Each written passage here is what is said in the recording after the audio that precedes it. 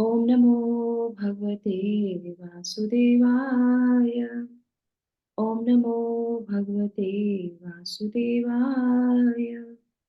ओम नमो भगवते वासुदेवाय। ओम अज्ञानतिमिरान्धस्य ज्ञानाञ्जनशलाकया चक्षुरुन्मीलितं येन तस्मै श्रीगुरुवे नमः। नमः विष्णुपादाय कृष्णपृष्ठाय भूतले श्रीमते भक्तिवेदान्त स्वामिन् इति नामिने। नमस्ते सारस्वते देवे गौरवाणी प्रचारिणे निर्विशेषा शून्यवादी पाश्चात्य देशतारिणे। जय श्री कृष्ण चैतन्य प्रभु नित्यानंद श्री अद्वैत गदाधर श्रीवासादि गौर भक्तवृंद। नमो महावदन्याय कृष्णा प्रेम प्रदायते कृष्णाय कृष्ण चैतन्य नामिने गौरद्विषे नमः। पंचतत्त्वात्मकं कृष्णं भक्तिरूपस्वरूपकं भक्तावतारं भक्ताख्यं नमामि भक्तिशक्तिकम्। हरे कृष्णा कृष्णा कृष्णा हरे हरे, हरे राम राम राम हरे हरे। गौरवे गौरचंद्राय राधिकाय तदालय कृष्णाय कृष्ण भक्ताय तद्भक्ताय नमो नमः। जगत गुरु श्रील प्रभुपाद की जय। पंचतत्व की जय। श्री गौर हरि भगवान की जय। श्री गौरचंद्र भगवान की जय। नवदीप मायापुर धाम की जय। गौर पूर्णिमा महामहोत्सव की जय। नवदीप मायापुर धाम परिक्रमा की जय। उपस्थित सभी भक्तवृंद की जय। हरे कृष्णा। इस परिक्रमा में जितने भी लोग हमारे साथ परिक्रमा कर रहे हैं जूम मंदिर के साथ, उन सब की जय। हरे कृष्णा। तो आपका बहुत बहुत स्वागत एक बार फिर से, और बहुत बहुत धन्यवाद, आभार कि हम सब लोग मिलके इस परिक्रमा को पूर्ण करने जा रहे हैं। और भगवान थोड़ा लंबी यात्रा हमारी करा रहे हैं, एक दिन और एक्सटेंड कर देते हैं। हम सोचते हैं आज थोड़ा और आगे होंगे, पर भगवान फिर थोड़ा सा आगे कर देते हैं। तो भगवान की असीम कृपा, श्री गौरंग महाप्रभु की असीम कृपा है कि वो चाहते हैं कि हम और ग्लोरीफाई करें भगवान के धाम को। तो जैसी भगवान की इच्छा, जैसे गुरुवर की इच्छा, वैसा ही हम करेंगे। तो इस चेतो दर्पण मार्जन के सत्र के माध्यम से हम लोग जो है नवदीप मायापुर धाम की परिक्रमा कर रहे हैं, जिसमें हम लोगों ने ऑलमोस्ट जो है 8 द्वीपों को कवर कर लिया है। और आज हम लोग 8वें द्वीप के जो और जो स्थान है उनके बारे में जानेंगे। और फिर जो है अगले सत्र में हम लोग जो है लास्ट जो हमारा द्वीप है रुद्र द्वीप, उसमें प्रवेश करेंगे, क्योंकि आज तो नहीं कर सकते कि आज कुछ स्थानों का वर्णन हम करेंगे, ठीक है। तो इस तरीके से, और फिर लास्ट में हम लोग नवदीप जो है धाम के जो अष्टकम है उसके साथ इस पूरी परिक्रमा को पूर्ण करेंगे, है ना। तो चलिए शुरुआत करते हैं कीर्तन के साथ आज के हमारे इस द्वीप में, जिसमें हम कौन से द्वीप में हैं इस समय? मौद्रक द्वीप। मौद्रम द्वीप में, यस। तो इसमें हम लोग जो है शुरू करते हैं कीर्तन से, है ना। जयो जयो श्री चैतन्य जयो नित्यानंदा श्री अद्वैत चंद्र जयो गौर भक्त वृंदा। जयो जयो श्री चैतन्य जयो नित्यानंदा श्री अद्वैत चंद्र जयो गौर भक्त वृंदा। जयो जयो श्री चैतन्य जयो नित्यानंदा श्री अद्वैत चंद्र जयो गौर भक्त वृंदा। जयो जयो श्री चैतन्य जयो नित्यानंदा श्री अद्वैत चंद्र जयो गौर भक्त वृंदा। पंच तत्व सहित गौरांग जय जय जय जय नवदीप गौरांग आलय। पंच तत्व सहित गौरांग जय जय जय जय नवदीप गौरांग आलय। जय जय श्री चैतन्य जयो नित्यानंदा श्री अद्वैत चंद्र जयो गौर भक्त वृंदा। श्री गौरांग महाप्रभु की जय। पंचतत्व भगवान की जय। नवदीप धाम की जय। हरे हरे कृष्णा। तो हम लोग मौद्रुम द्वीप के बारे में चर्चा कर रहे थे कि कैसे कैसे जो है वहां पे हम लोगों ने देखा तो मौद्रुम द्वीप जो है, कोई बताना चाहेगा कौन से भक्ति के अंग को रिप्रेजेंट करता है मौद्रुम द्वीप? दास्य। दास्य। ओके, और जो है वृंदावन के किस उनसे जो है रिप्रेजेंट वो करता है उसको, अलग है? भांडी। भांडीर भांडिया। वन। भांडीर। भांडीर वन।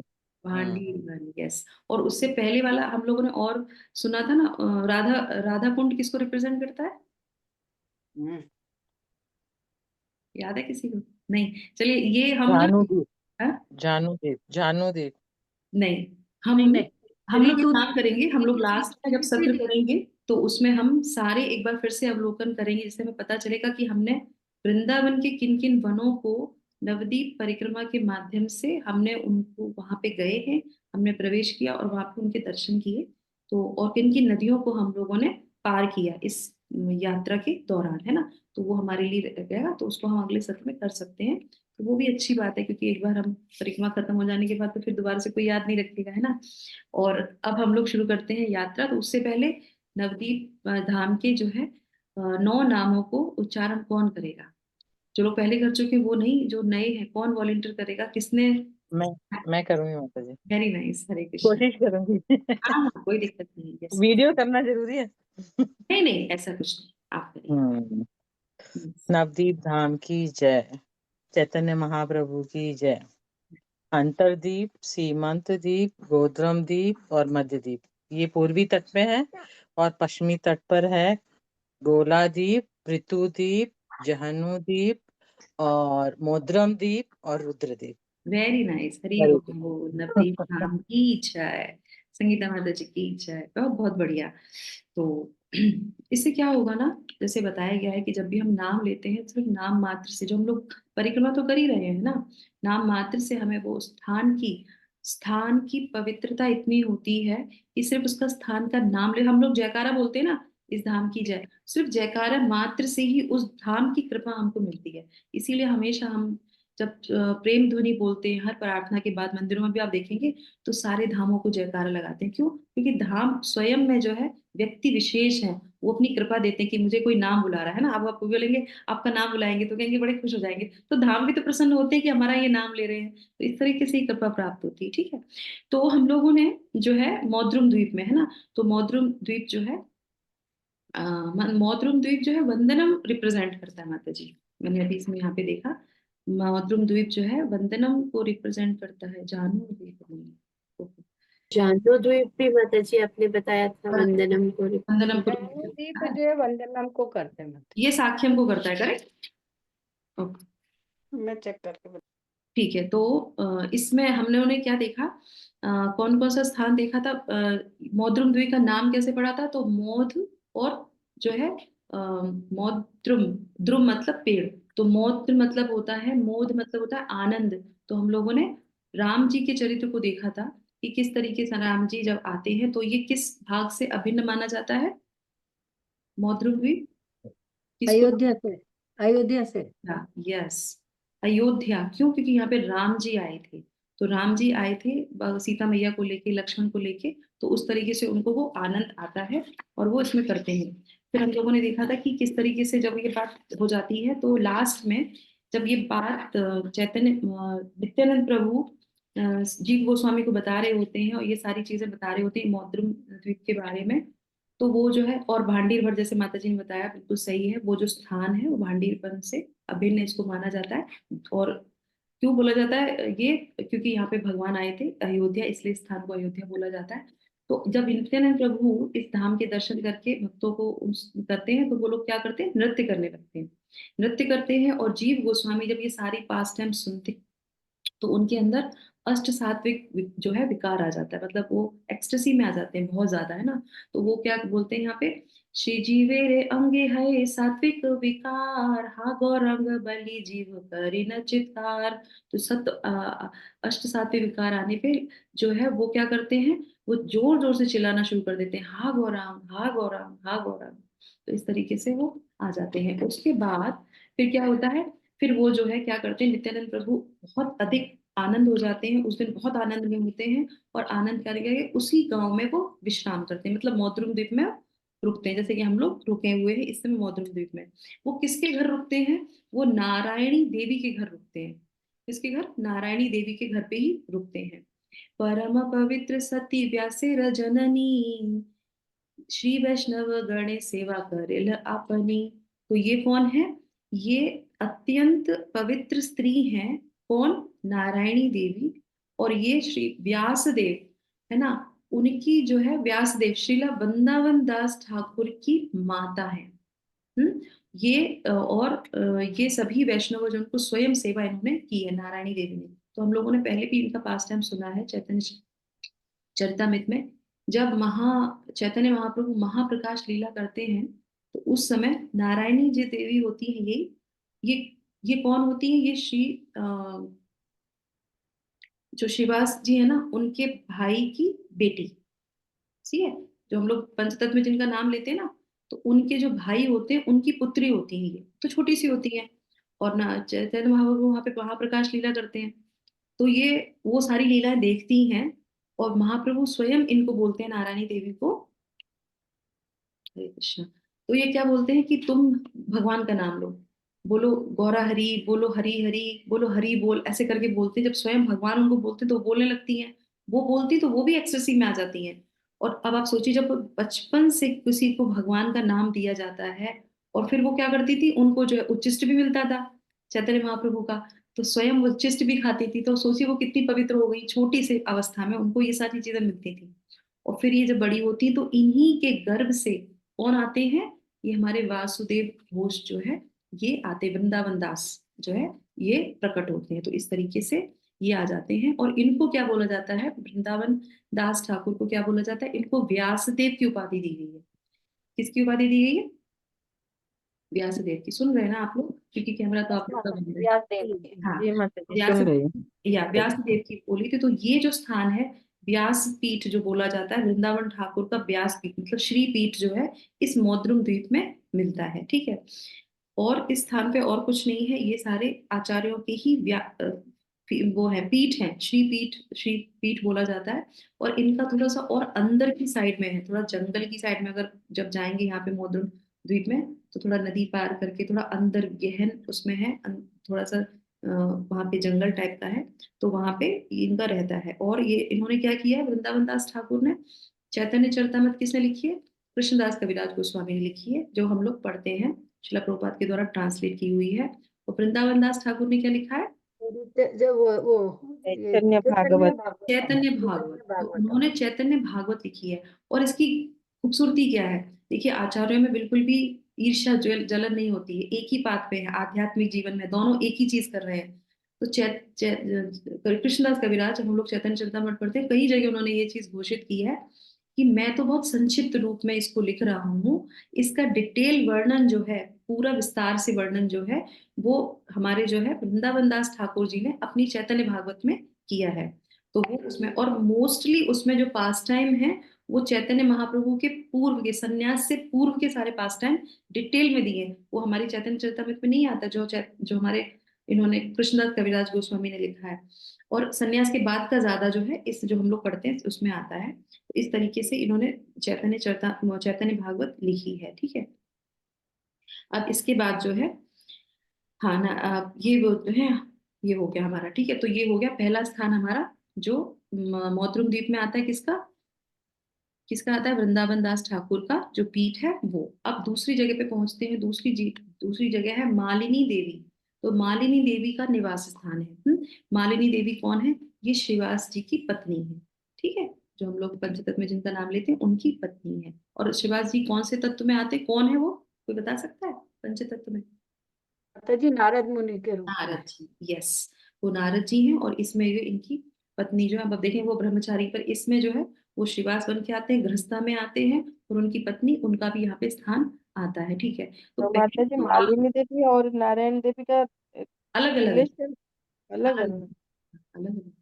नारायणी, नारायणी कौन है? जो श्रीवास के भाई की बेटी, और मालिनी देवी श्रीवास की पत्नी। पत्नी है। यस, ये उनकी पत्नी। तो इस तरीके से। और तो वो उनका कुटिया है वहां पे। पहले तो आपको सबको पता है कि श्रीवास आंगन कहाँ पे है? कौन से द्वीप में आता है श्रीवास आंगन? माता जी चक्राधाम, एक चक्राधाम। श्रीवास आंगन जो है अंतरद्वीप में आता है। जब हम लोग सबसे पहले अंतरद्वीप में प्रवेश किया था ना, जितने भी मुख्य मुख्य स्थान हैं, क्योंकि ये सारी अंतरद्वीप में, क्योंकि भगवान का भी जो है प्राकटिका हुआ था अंतरद्वीप में हुआ था, है ना। मुख्य है अंतरद्वीप, मेन जगह पे है। और वहां पे ही वो नीम का पेड़ है ना, वहीं पे भी योग पीठ है। तो वो बहुत जो मेन मेन है, और हम लोग जब भी जो कोई यात्रा करने जाता है तो पहले अंतरद्वीप ही घूमता है। तो श्रीवास आंगन में भी जाते हैं, तो वहां पे जो कीर्तन हुआ था, तो इस तरीके से। पर एक समय के बाद जब भगवान चले जाते हैं संन्यास लेके, तो ये क्या करते हैं, ये यहाँ पे शिफ्ट हो जाते हैं, किसमें, मौद्रुम द्वीप में आ जाते हैं। अंतरद्वीप को छोड़ के मौद्रुम द्वीप में आ जाते हैं। वो नदी पार करके पश्चिमी छोर पे आ जाते हैं, पहले पूर्वी छोर पे थे, फिर पश्चिमी छोर पे आ जाते हैं। और आज भी यहाँ पे आप देखेंगे कि यहाँ पे इनके जो है निवास स्थान पे जो है गौड़ीय मठ का द्वारा पूरा वो बनाया हुआ है। इसमें गौरा निताय का मंदिर है। और वो गौरा निताय का मंदिर कौन सा है, जो स्वयं वृंदावन दास ठाकुर ने उनको पूजा है। आज भी वो गौरा निताय वहां पे हैं, जो स्वयं वृंदावन दास ठाकुर द्वारा पूजे गए हैं। तो ये हो गया हमारा स्थान दूसरा। तीसरे स्थान पे हम जाते हैं वासुदेव दत्त श्रीपीठ। ठीक है, तीसरा स्थान क्या है, वासुदेव दत्त पीठ। तो ये कहाँ है, ये भी थोड़ा सा अंदर में है। और इसमें एक विग्रह थे जिनका नाम था मदन गोपाल जी, है ना। तो ये जो उनके विग्रह थे, पर उनको क्या किया क्या, क्योंकि वहां पे लोग पहुंच नहीं पाते थे, सुनसान जगह हो गई, कोई लोग पहुंचते नहीं है। एक्चुअली में जब नगरी परिक्रमा लोग करते हैं ना, तो आधी परिक्रमा ही करते हैं, फिर वहां से लौट आते हैं। ये मौद्रुम द्वीप, रुद्र द्वीप तक लोग पहुंचते ही नहीं है, बहुत कम ही लोग जाते हैं, तो वो उतना डेवलप भी नहीं हुआ है। तो इस तरीके से, तो वो फिर उन्होंने क्या किया, फिर जो है सारंग मुरारी श्रीपीठ एक जगह स्थान और है, जो थोड़ा बाहर की साइड पड़ती है। तो वहां पे क्या किया, ये जो डीटीज थे मदन गोपाल जी के, ये वहां से ले आए गए और सारंग मुरारी श्रीपीठ पे रख दिए गए।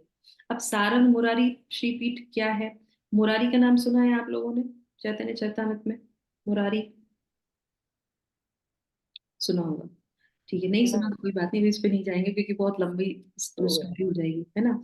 तो ये जो है दो व्यक्ति हैं, सारंग मुरारी पीठ जो है नाम पूरा है, पर सारंग अलग है, मुरारी अलग है। कैसे हैं, सारंग जो है गुरु हैं, मुरारी उनके शिष्य हैं। तो इस तरीके से बोलते हैं कि जो है इन्होंने इनसे दीक्षा ली थी। ये सारंग जी जो है दीक्षा नहीं देना चाहते थे, पर भगवान ने इनको बोला कि नहीं, तुम्हें दीक्षा देनी है, तुम्हें शिष्य अपनाना है। तो इनकी स्टोरी इस तरह से आती है। तो ये कहते हैं कि ठीक है, भगवान ने बोला है तो हम लेंगे। तो फिर ये क्या करते हैं, ये बोलते हैं कि जो है ठीक है। अब दूसरे दिन नहा जाते गंगा स्नान करने के लिए, बोले आज जो भी पहला व्यक्ति मुझे मिलेगा, मैं उसी को दीक्षा दे दूंगा, उसी को अपना शिष्य बना लूंगा, कि भगवान ने तो बोला है। तो ऐसा करते हैं। तो ये जाते हैं स्नान करने गंगा जी पे, है ना। और ये जो मुरारी होते हैं, ये बालक होते हैं छोटे से। और उस समय क्या होता है, इनको सांप डस लेता है। सांप डस लेता है तो फिर जो है सांप डसने के बाद, वहां पहले प्रथा ये होती थी कि अगर किसी को सांप ने डस लिया है और उसकी मृत्यु हो गई, मतलब शरीर में लगा कि इसका प्राण चले गए हैं, तो उसको जलाते नहीं थे, उसको दबाते नहीं थे। क्यों, क्योंकि हो सकता है कि असर कम हो जाए, कुछ ऐसा हो और ये दोबारा जीवित हो जाए, तो ऐसा मानते थे, इसलिए उसको जलाते नहीं थे। जलाने पे तो खत्म ही हो जाएगा, बिल्कुल शरीर ही खत्म हो जाएगा। तो उसको नदी में नाव बना के एक उसकी अ, केले की उसकी बनाती, पता नहीं कुछ किसी वृक्ष के, विशेष वृक्ष के, उस पे नाव बना के उस पे उस शरीर को रख के छोड़ दिया जाता था। तो ऐसे इनको भी छोड़ दिया गया, इनको छोड़ दिया गया। तो यहाँ सारंग देव जी जो है अपनी जो है आराधना स्नान कर रहे थे, और वहीं पे ये बहते हुए नाव से जो है मुरारी जी जो है वो वहीं से उनके पैरों पे टकराते हैं। जब वो आते हैं उनको देखते हैं, और जैसे ही वो नाव, और जैसे ही वो उसको देखते हैं कि कौन है, तो उसे टच करते हैं। तो जैसे ही वो टच करते हैं वो जीवित हो जाते हैं, कौन, मुरारी। और जैसे ही वो जीवित हो जाते हैं, तो वैसे ही वो कहते हैं कि तुम आज से मेरे शिष्य हो, मैंने तुमको शिष्य बना लिया। तो शिष्य को नहीं पता गुरु कौन है, गुरु को नहीं पता शिष्य कौन है, पर वो उनको बना लेते हैं। वो जब वो हो जाते हैं उसके बाद फिर वो जो है उनके माता पिता को पता चलता है। ये मौतून जी की बता रही हूँ मैं आपको कथा। तो वो कहते हैं कि अब तो तुम मेरे साथ चलो। तो वो कहते हैं कि नहीं, अब मेरे जो है, जो भी मेरा जीवन है वो मेरे अपने गुरु के लिए ही होगा। और अब मैं आपके साथ नहीं जाऊंगा। क्यों, क्योंकि जब मेरी मृत्यु हो गई थी तो आप लोगों ने मुझे छोड़ दिया था, तो वो मेरा समय खत्म। अब इसके बाद मेरे गुरु ने मुझे दीक्षा दे दी, मैं उनका शिष्य हो गया हूँ। अब मेरी रिस्पॉन्सिबिलिटी मेरे गुरु के साथ है, मैं उनके साथ रहूंगा, उनकी सेवा करूंगा और बस मेरा यही जीवन है। तो ये कथा जब हम लोग, क्यों हमारे गुरुवर हमको बताते हैं ये कथा, ये हमारे शास्त्रों में क्यों बताई जाती है कि तब दीक्षा होती है हमारी, है ना, हमारे गुरु से, जब हम किसी परंपरा को अपनाते हैं तो हमारा पहला कर्तव्य हमारी परंपरा के लिए है। क्यों? क्योंकि हमारा दूसरा जन्म होता है। तो जितने भी कार्मिक रिएक्शन होते हैं वो गुरु हमारे लेते हैं। इसीलिए इस जीवन में दीक्षा लेना बहुत अनिवार्य है, क्योंकि जो भी हम लाद के लाए हैं गठरी, उससे तो हम कभी भी भगवान के धाम नहीं जा सकते।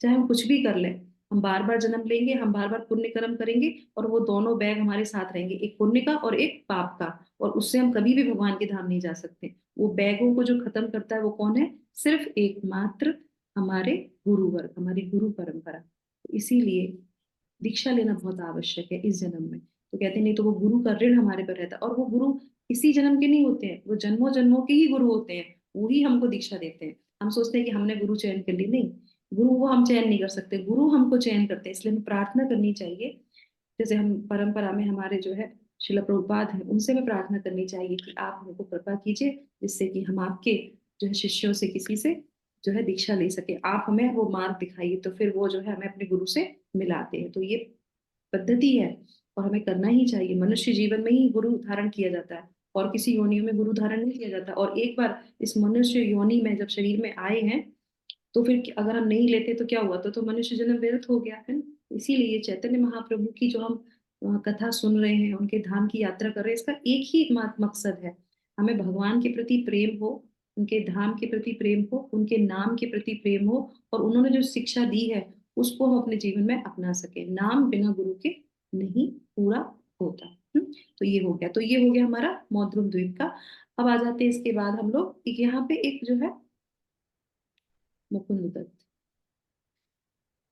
हाँ, और वासुदेव, हमने वासुदेव दत्त, वासुदेव की एक और हम बहुत अच्छी स्टोरी है वो बता देते हैं। क्या समय हो गया? ओके। तो वासुदेव दत्त जो है वो चैतन्य चरितामृत में उनको बहुत ग्लोरीफाई किया गया है। क्यों ग्लोरीफाई किया? क्यों आचार्य इनको बताते हैं कि वासुदेव दत्त, एक बार चैतन्य महाप्रभु बैठे होते हैं गोष्ठी में अपने सारे पार्षदों की, और सबको सबको बहुत प्रोत्साहित कर रहे हैं, सबको बहुत तारीफ कर रहे होते हैं। तो जब सबकी करते हैं तो वासुदेव से बोलते हैं, वासुदेव तुम बोलो, तुम कुछ बोलो, तुम भी बोलो तुम्हारे बारे में। तो वो कुछ नहीं बोलते, वो ये कहते हैं, वो सबसे सबको गुणगान करने के बाद सबसे बोलते हैं तुम लोग कुछ बोलो, तुम लोग कुछ बोलो, ऐसे करके बोलते हैं। तो वासुदेव दत्त क्या बोलते हैं? वो एक चीज बोलते हैं, वो कहते हैं महाप्रभु से, जीवेर दुख देखी मोर हृदय विदारे, सर्व जीव पाप प्रभु देहो मोरे सिरे। क्या कहते हैं? सारे जीवों का दुख देख के मेरा हृदय विदीर्ण हो रहा है, बहुत दुख होता है मुझे। आप बस एक काम करो। महाप्रभु से क्या मांगते हैं? वो ये कहते हैं आप बस एक काम करो, सर्व जीव पाप प्रभु, आप सारे जीवों को जो पाप है वो मेरे सर पे लाओ दो, उनके पापों को लेके मैं नरक में चला जाऊंगा, पर आप सब पे कृपा कर दो। आप किसी को ये मत देखना कि इसके पास बहुत पाप है तो इसको हम उद्धार ना करें, आप सबका उद्धार कर दो, और जो भी वो पाप की गठरी ली है वो मेरे सर पे कर दो। तो जब भी कोई इस तरीके से किसी के लिए प्रयत्न करता है, आप हमारे गुरु वर्ग में देखेंगे, सबके कर्मों को ले लेते हैं, सब कुछ जो है वो सहन करते हैं। क्यों? तुम्हारा हम उद्धार करें। देखते ही नहीं है भक्त है अभक्त है, क्या इसने किया, कुछ भी किया, इसका उद्धार हो जाना चाहिए। तो वो जब लेते हैं तो महाप्रभु बहुत प्रसन्न होते हैं, और वासुदेव को जो है इनको जो है गले लगा लेते हैं। कहते हैं ऐसा जिसका हृदय होता है मैं बिक जाता हूँ। महाप्रभु क्या कहते हैं? जो ये सोचता है कि इसके लिए मैं क्या करूं, इसको मैं कैसे उद्धार इसका कर दूं, तो उसके लिए महाप्रभु बिक जाते हैं उसके पीछे पीछे, आप देखेंगे। इसलिए बोला जाता है कि जो हमारी जो संप्रदाय है ना, वो जो है गोष्ठानंदी है, वो भजनानंदी नहीं है कि गए जंगल में और अपने लिए भजन करने लगे, हम अपने लिए करें, हम अपना उद्धार करें, नहीं। गोष्ठी नंदी है, सबके साथ मिलके चलना है। जब सबके साथ जाएंगे, सबके बारे में सोचेंगे, तो महाप्रभु कृपा करेंगे। महाप्रभु खुद अकेले नहीं आते कभी भी, वो खुद अपने जो है लोगों के साथ आते हैं और सबका उद्धार करते हैं। तो हमें अपने जीवन में खुद भी अपने लिए तो करना ही है, और उसके साथ साथ सबके लिए प्रार्थना करनी। जैसे हम लोग ये परिक्रमा कर रहे हैं, अकेले थोड़ी ना करेंगे, परिक्रमा सबके साथ की जाती है, सबके साथ मिलके सबको मिले। जैसे हम लोग पढ़ रहे हैं, ये जो बुक है जिससे हमें पता चला, तो हम भी अकेले बैठ के इसको पढ़ सकते थे? नहीं, सबको पता होनी चाहिए। हम यात्रा कर चुके हैं, दूसरे भी यात्रा करें, दूसरों को पता चले, तो महाप्रभु की कृपा मिलेगी, और हमारा हृदय क्या होगा? बहुत सॉफ्ट हो जाएगा, हृदय जो है शुद्ध हो जाएगा हमारा। और उसके बाद दो स्थान और आते हैं यहाँ पे, एक आता है अर्कटीला और एक आता है वैकुंठपुर। तो अर्कटीला क्या है? अर्कटीला जो है वृंदावन के सूर्य कुंड से अभिन्न है। लिख लीजिए आप लोग इसको। ये जो है अर्कटीला सूर्य कुंड से अभिन्न है। और भक्ति विनोद ठाकुर जो है यहाँ पे जब आते हैं मौद्रुक द्वीप में दर्शन करने के लिए, तो वो खुद बोलते हैं और अपने नवदीप भाव तरंग ग्रंथ में वो इसके बारे में लिखते हैं। वो ये कहते हैं कि जब मैं यहाँ पे आया तो मैंने स्वयं सूर्य के दर्शन किए। सूर्य जो है लाल वर्ण में थे और उनका रथ पूरा एकदम चमक, जो है सोने की तरह चमक रहा था। और उनको देख के मुझे दर्शन हुए। तो भक्ति विनोद ठाकुर को स्वयं सूर्य भगवान के दर्शन इस जगह पे होते हैं। और ये जो है अर्कटीला सूर्य कुंड से अभिन्न इसको माना जाता है। और यहाँ पे कुछ है नहीं, एक मतलब आर्टिफिशियल डोम टाइप का बना दिया है, जिससे कि लोग आए वहां पे परिक्रमा करके। उस स्थान पे पहुंचना बहुत इंपॉर्टेंट, जैसे हम लोग उसकी चर्चा कर रहे हैं तो यानी कि हम अर्क टीला में आ गए, तो वहां पे कुछ है नहीं। तो वहां पे जाते हैं लोग और वहां पे परिक्रमा करके, एक टीला सा बना दिया, उसकी परिक्रमा करके वहां से आ जाते हैं। ठीक है। उसके बाद फिर थोड़ा और आगे जब जाते हैं तो वहां पे एक वैकुंठपुर पर पड़ता है। वैकुंठपुर क्या है यहाँ पे? तो ये बताते हैं नारद जी जो है इसकी जो है कथा बताते हैं, जो है शिव जी को ये बताते हैं कि ये ऐसा स्थान है, यहाँ पे सभी लोग आके जो है स्वयं भगवान, जब सारे लोग आते हैं और सारे के सारे आचार्य आते हैं। इसमें किताब में तो पूरा 3-4 पेज जो है सिर्फ आचार्यों के बारे में नाम ही लिखा है, रामानुजाचार्य, मध्वाचार्य, सारे जितने संप्रदाय के आचार्य हैं वो सब आते हैं। तो नारद जी ये बात बताते हैं कि ये वैकुंठपुर है, ये बहुत अच्छा स्थान है। तो शिव जी सुनते हैं तो बड़े प्रसन्न हो जाते हैं, और शिव जी तो एकदम से शिव प्रसन्न मतलब नृत्य करने लगते हैं। और इतना नृत्य करते हैं, इतना नृत्य करते हैं, अद्भुत उसमें आ जाती है कि यदि ऐसा स्थान है, ऐसा वैकुंठ है, तो इसमें बहुत ग्लोरीफाई किया गया है कि ये स्थान जो है वैकुंठ से अभिन्न है, क्योंकि स्वयं भगवान यहाँ पे आते हैं। तो हम उस पर तो भी नहीं जाएंगे, काफी लंबा हो जाएगा नहीं तो हमारा। ठीक है, तो इसके आगे जो है हम अब अपना ले लेते हैं। तो ये हमारे ये स्थान कुछ हैं जो हमारे इसमें मौद्रुम द्वीप में आ जाते हैं। और महतपुर, एक जगह महतपुर भी है यहाँ पे, और ये काम्यवन से अभिन्न है। तो कौन कौन से हो गए हमारे? हमारा जो है वासुदेव दत्त पीठ हो गया, हमारा जो है सारंग मुरारी पीठ हो गया। उसके बाद यहाँ पे अर्कटीला जो सूर्यकुंड से अभिन्न है वो हो गया, वैकुंठपुर हो गया यहाँ पे, और एक लास्ट में आ जाता है महतपुर, है ना। तो महतपुर क्या है? ये काम्यवन से अभिन्न है। और ये यहाँ पे 5 पांडव यहाँ पे आए थे और उन्होंने जो है यहाँ पे अपना वो किया था। माता जी कौन सा वन है ये? ये काम्य वन। काम्यवन, काम्यवन, ये काम्यवन से अभिन्न है। महतपुर इसको बोलते हैं, महतपुर। और ये जो है काम्यवन से अभिन्न है। और हम लोगों ने जगन्नाथ जी की स्टोरी सुनी थी ना, रामानुजाचार्य आते हैं फिर वो जगन्नाथ, तो स्टोरी बहुत सारी स्टोरी है, तो इतना समय नहीं है हमारे पास, आधे घंटे में हम नहीं कर सकते। इसीलिए भगवान चाहते हैं कि तुम लोग जाओ और दर्शन करके आओ। तो अभी ये जो हम लोग कर रहे हैं जूम मंदिर के माध्यम से जो परिक्रमा, वो तो कर ही रहे हैं, नहीं तो हम पर्सनली भगवान से प्रार्थना करेंगे कि हम उस स्थान पे जाएं और हम दर्शन करें। तो इसी के साथ हम इसको यहाँ पे विराम करते हैं। आज हमारे मौद्रुक द्वीप के सारे स्थान कवर हो गए। कल हम लोग जो है प्रवेश करेंगे रुद्र द्वीप में, जो हमारा आखिरी द्वीप होगा। वो भी ज्यादा नहीं है, उसमें थोड़ा सा ही उसके बारे में है।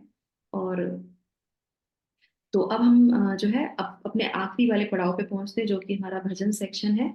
और उस भजन को जो है हम लोग गाएंगे, और आप लोग जो उसके साथ साथ ट्रांसलेशन पढ़िएगा। मैं आप लोग को ग्रुप में भेज देती हूँ। ये हमारा जो है, क्योंकि ये इतने सारे भजन हैं, हम सोचते हैं कौन सा हम पढ़ें कौन सा नहीं पढ़ें। पर कोशिश तो यही है कि अब ये हम भजन आज ले लेते हैं कि अगर चैतन्य महाप्रभु नहीं आते तो क्या होता। चलिए, शिला प्रभुपाद की जय, वासुदेव घोष की जय। यदि गौर न हुई तो तबे की हुई तो एमो न धरिताम दे। यदि गौर न हुई तो तबे की हुई तो एमो ने धरिताम दे। राधार महिमा प्रेम रस सीमा जगते जानात के। यदि गौर न हुई तो तबे की हुई तो हे मोन धरी ताम दे। यदि भगवान और कौर इस कलयुग में युग अवतार के रूप में प्रकट ना हुए होते तब हमारा क्या होता। हम अपने जीवन कैसे धारण करते।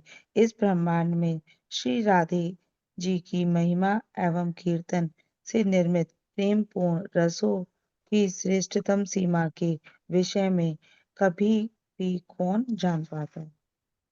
हरे कृष्ण। मधुर वृंदाविपिन माधुरी प्रवेश चातुरी सार। मधुर वृंदाविपिन माधुरी प्रवेश चातुरी सार। ब्रज युवती भावेर भकति सकति होइतकार। ब्रज युवती भावेर भकति सकति होइतकार। यदि कौन होइतो तबे की होइतो के मोने धरी ताम दे।